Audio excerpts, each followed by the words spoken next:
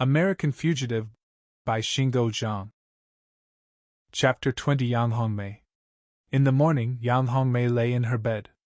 She had a headache, starting from the first night in the detention center. It was her 6th day in the center.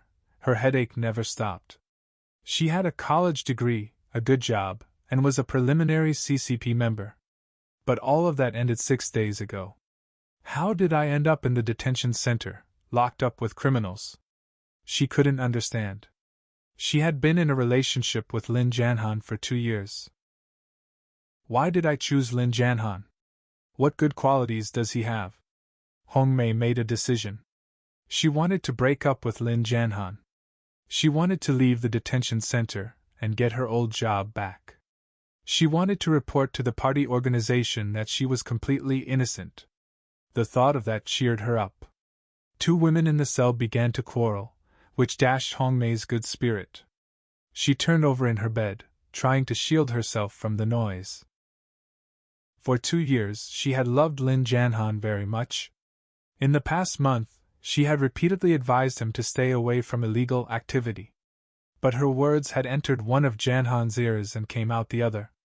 Wouldn't it be nice if he had listened to her advice? Hong-Mei was in despair.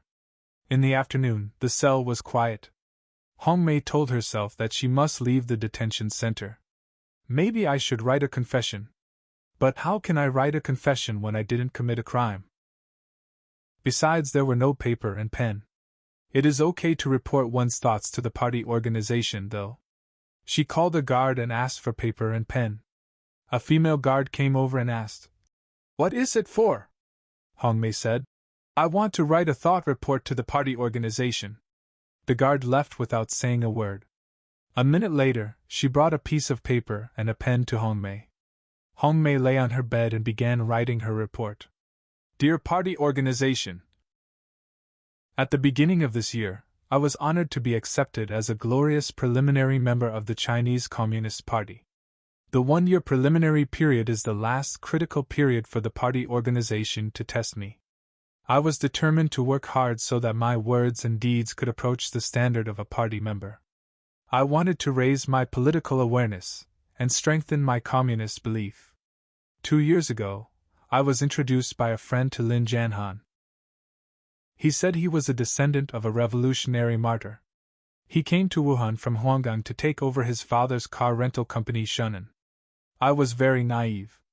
I thought he was mature, responsible, and a young man with a promising future. After spending a year with him, I found that he had a lot of negative emotions, and was dissatisfied with the government. I encouraged him to look forward, look more at the bright side of our prosperous motherland. I had high hope that I could change his worldview. I argued with him until I was blue in the face, but he did not change at all. Lin Janhan admired his great-uncle Lin Biao very much. He wanted to reverse the case for his great-uncle. I tried to tell him to look at the issue clearly. But he never woke up from his obsession. He is older than me. He always treated me like a child. He never listened to my advice. Sometimes, when I didn't know how to deal with him, I compromised my principles. I hate myself for not boldly adhering to the principles. I didn't see his true nature. On the day Lin Janhan fled, he gave me a strange message. He said he was going out of town for 15 days. I asked him why. He didn't say. It felt strange. But I didn't ask further. I still had illusions about him.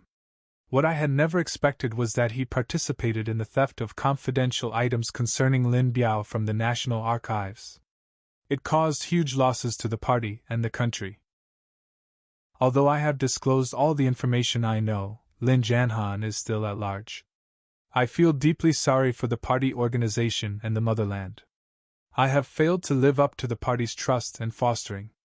I have made so many mistakes. The lessons from my failure are extremely profound. I have been lax in my political studies. Consequently, in front of big decisions, on issues of principles, I lost my way. I got confused in the name of love, and gave up my principles. I will regret this for the rest of my life.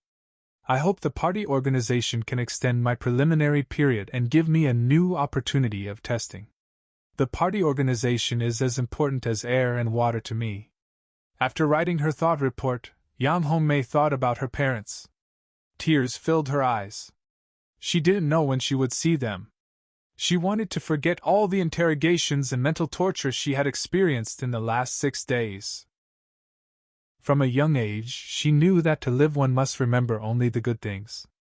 Bad experiences, such as suffering, sorrow, despair, all must be forgotten and be erased from memory.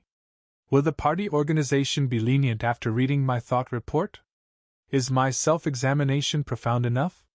However, if I criticized myself too much, could that become an indelible stain on me? What would I do then?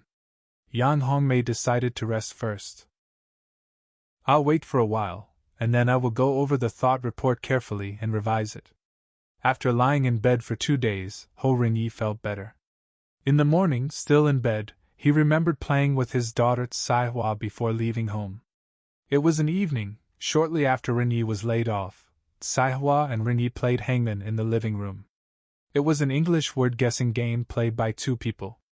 There were 5 tiles on Tsai-Hua's stand. Both the first and the third tiles were turned over. The letters on them were S and A. There were 6 tiles on Ren-Yee's stand. The third tile was turned over, showing S. The 5th tile was also turned over, showing O. T, she called out.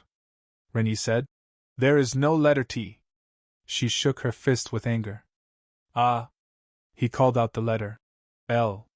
Tsai-Hua reluctantly turned over 2 tiles, with L at the 4th and 5th position. "That's unfair!" she exclaimed. Only the 2nd tile on Tsai-Hua's stand was not turned over. All other tiles were exposed. Ren-Yee smiled. "I know the word now." She pouted, imitating her father's tone. "I know the word now." "Don't do that," Ren-Yee said. Tsai-Hua lowered her head. She knew that was wrong. She called out, "W." He turned over the first tile reluctantly. "M," said Ren-Yee. "Ah!" exclaimed Tsai-Hua, pumping her fist. "Ha! No, no, no, no," he said. "How can that be possible? There is no M." Jin Yong-Shee entered through the front door. Tsai-Hua ran over. Jin Yong-Shee kissed her daughter's cheek. Ren-Yee smiled in bed. He realized that his daughter was a smart and competitive girl, just like her mother. Locked in the detention center, he realized that even the most ordinary time spent with his wife and daughter, like chatting and playing games, was precious. The arguments he had with his wife also became sweet memory. In the evening, Ren-Yee sat on the edge of the bed. He began washing his wounds using povidone iodine with a cotton swab, overcoming pain in the process. He then dried the wounds with paper towels. An hour later, Ren-Yee sat by the bed and covered his wounds with clean gauze. Ren-Yee hoped that Lin Jianhan and Lin Jianyo were hiding in a safe place. It was really unfortunate that he was arrested when he just gotten in touch with Lin Jianhan. Ren-Yee had hoped to get the tape and take it to America. He was sad. As an old poem says, he died before winning on the battlefield, which made all later heroes cry. Ren-Yee shed tears in his heart. At night, Ren-Yee lay in bed. A scene that happened a year ago at his in-laws' home appeared in his mind. One summer, Ren-Yee's family vacationed at his parents-in-law's home. One day, his parents-in-law wanted to rearrange the furniture at home. Jin Yong-Shee asked Guo Jing-Jun, and a friend named Dong Hai went to help. After they finished rearranging the furniture, everyone sat around the dining table for lunch. Jin Yusong, Jin Yong-Shee's father, wore a pair of black-rimmed glasses. Xu Shufan, Jin Yong-Shee's mother, just removed her apron. Both were from the area near Shanghai, and became part of the faculty at Wuhan University in the late 1950s. Guo Jing-Jun said, "Uncle Jin, what do you think of Lin Biao?"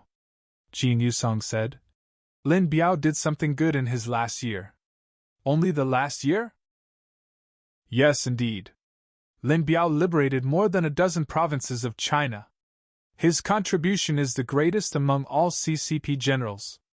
Fighting a civil war with the Chinese Nationalist Party. Where is the glory of that? But the nationalist government was too corrupt. It should have fallen from power.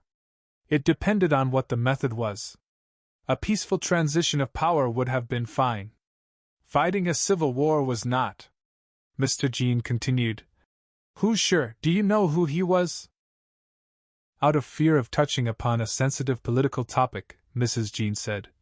Old man, stop talking about politics. Talk about something else. Mr. Jin didn't seem to hear his wife's advice. In 1945, Huisher sent out a telegram from San Francisco. Do you know? Guo Jing-Jun shook his head.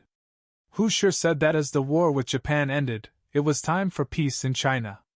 He called on the Chinese Communist Party to abandon its military and compete with the Nationalist Party in a democratic election. Mao refused, and started the civil war. Dong Haiwen said. But Mao succeeded. Mr. Jin said. It was wrong to fight a civil war. Did you know? Huisher's proposal was the right way. Mrs. Jin said. Stop talking, stop talking. Everyone, eat your lunch. Mr. Jin told his wife. We didn't dare to talk. If I don't talk now, young people will have no chance to know. Mr. Jin Yusong said to Dong Haiwen. What is success? Over 1 million people died in the Civil War. Did you know? Mao became an emperor, but 1 million people died. Do you know? Dong Haiwen said. But after the founding of New China, we stood up among the nations in the world. Mr. Jin said. That was a lie. When did the Chinese stand up in the world? Do you know? Guo Jing-Jun asked. When? 1945 was the year the UN Charter was promulgated. Guo Jing-Jun smiled. Why have I never heard of it? There are so many things you haven't heard of. The UN Charter says, all nations are equal. Dong Haiwen said. That's about the whole world. It's not about China.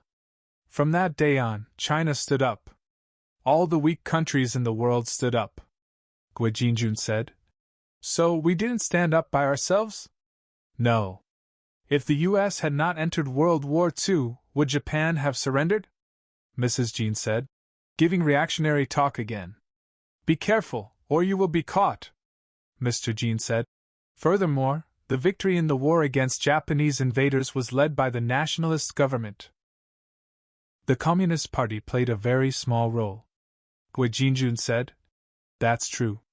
Mrs. Jin said. Okay, stop talking about politics.